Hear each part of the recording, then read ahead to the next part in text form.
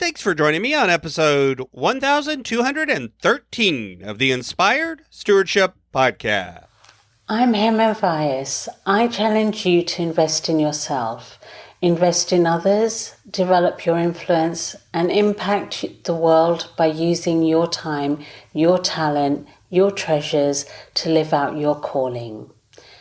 Having the ability to find your state of gold is key, and one way to be inspired to do that is to listen to this Inspired Stewardship podcast with my friend Scott Mader. That's why oftentimes this affects us every day. When you get up every day and you feel pressured to get to work on time, and maybe you feel like you've left late and all of these other things are forcing into your day, when you feel like you've lost control of your time and you have no chance to get everything done that you need to get done. Welcome and thank you for joining us on the Inspired Stewardship Podcast. If you truly desire to become the person who God wants you to be, then you must learn to use your time, your talent, and your treasures for your true calling. In the Inspired Stewardship Podcast, you will learn to invest in yourself, invest in others, and develop your influence so that you can impact the world. In today's episode about impacting the world by stewarding your time, I talk with you about an experiment on how time pressure affects our ability to serve.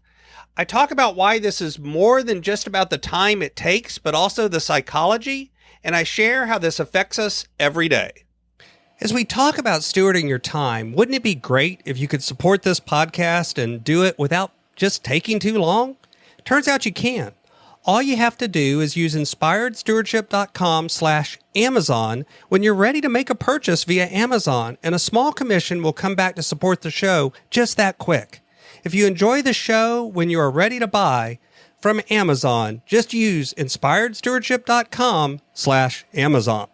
Answering the question of why sometimes we help people whenever we see that they're in need and other times we just ignore that need or pass it by is a question that has been studied a lot of different ways by social psychologists over the years. One experiment that I discovered a number of years ago that I thought was interesting is they went to a group of people that, at least in theory, would be relatively charitable. They would be people that would be relatively able and willing to help people in need. And in this case, they went to a bunch of seminary students, people in training to become pastors. Now, you can argue about whether or not that group would be any more or less primed to help other people. But to go a little bit further, they took these seminary students and they said, we want you to deliver and develop and deliver a seminary sermon on the title of the Good Samaritan. This is that Bible story about all of the people passing by the person that's been robbed, that's laying injured on the side of the road, and how finally the person that helps him is the Samaritan, the person who in this story is the least likely to go out of their way. The pastor, the priest, all of these people that you would have expected to go out of their way to help pass them by, but the Samaritan helps them. Then they randomly divided this group of 67 seminary students into two groups. One group was given the sermon instructions with, oh, by the way, you're running late. You were expected to start a few minutes ago. We need you to get all the way across campus to the chapel so that you can deliver the sermon, and you're already late. Let's get moving. And the other group, at the end of the instructions and the time to prepare their sermon, they were said, it'll be a couple of minutes, maybe even 30 minutes before they're ready for you, but you might as well begin to go ahead and head on over to the chapel. So there was a condition where they were hurried and a condition when they were unhurried.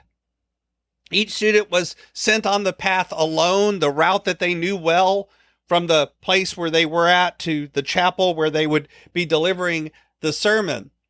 And they observed them from afar. On the way there, there was a man, obviously somebody planted by the researchers, who was slumped in a doorway with his eyes closed, coughing and moaning, clearly under some sort of distress. And the researchers watched.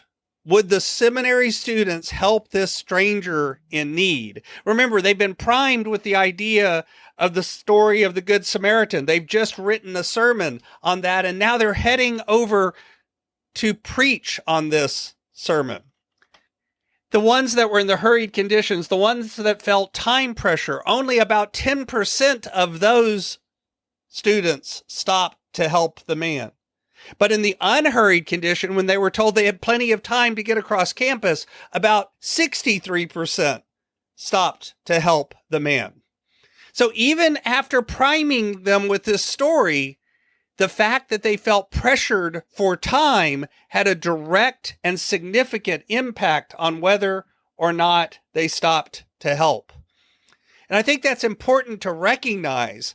We feel this idea of if we don't have enough time, if our goals have taken on more importance because we're pressured and we only have a limited amount of time, and we feel like we can't, quote, fit in the time to help other people, we won't do it. Sometimes that's in part because we don't actually even see it. They went back and they asked the seminary students if they'd observed the man that was needing help. And many of the students that were in the hurried condition reported not having seen any such man. Now, whether that's true or not is debatable, but at the end of the day, it is true that oftentimes you don't pay as much attention to your surroundings. You don't listen to what's going on. You don't interact with other people and let them more fully explore and explain what's going on in their mind whenever you feel pressured for time yourself. That's why oftentimes this affects us every day. When you get up every day and you feel pressured to get to work on time, and maybe you feel like you've left late and all of these other things are forcing into your day, when you feel like you've lost control of your time and you have no chance to get everything done that you need to get done, you're less observant, you're less willing to go out of your way to help others. So one of the things you can do if you really want to impact the world and serve others is begin to get control over your time so that you begin to recognize that you have the time that it takes to help others. It lets you see the need that is there. Thanks for listening. Thanks so much for listening to the Inspired Stewardship podcast. As a subscriber and listener, we challenge you to not just sit back and passively listen, but act on what you've heard and find a way to live your calling. If you like this episode on the stewardship of time, be sure to sign up for our Stewardship of Time Tips series by going to inspiredstewardship.com/time or texting 44222 time tips, and that'll get you our best tips on stewarding your time. Until next time, invest your time, your talent, and your treasures. Develop your influence and impact the world.